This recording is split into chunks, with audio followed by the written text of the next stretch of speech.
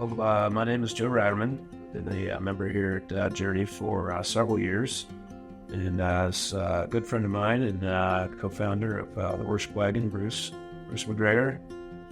We started this about 10 years ago. Yeah, almost 10 years in November.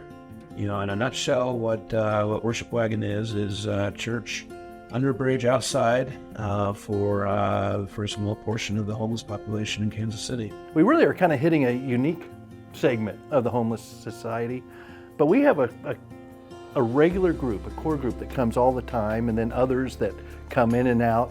In years past, both you and I had tried to get some of our homeless friends into a traditional church, and most of them just will never do that. And so we've decided to take church to them.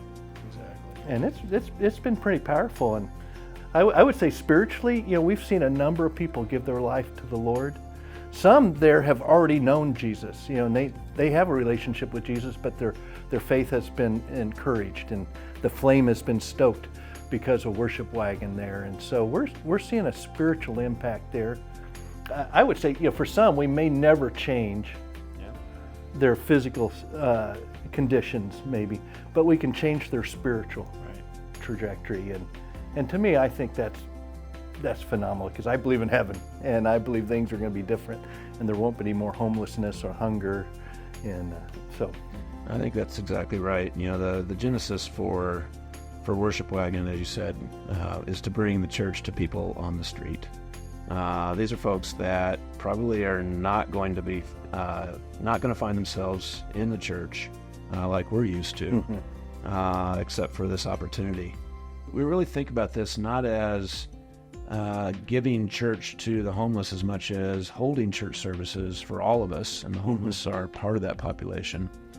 And I think it's also important that we look at this as a true fellowship opportunity where we get to know people, like you said, get to know their names. It makes me think of one story. We had this one lady coming, and I bumped into her on a Monday night before we started Worship Wagon. And she was actually at the local 7-Eleven. She was sitting on the step out there and looked downtrodden. And I walked by her and I said, "Well, hey, Dawn, how are you?" And she looked up and she goes, "Oh, I've had better days." I said, "Well, will you come to Worship Wagon tonight?" And she said, "Oh, yes, I'm coming for sure." And then I continued on to my car, and she called to me and looked at me, and there was a tear coming down her cheek. Yeah. And she said, "Thank you for knowing my name."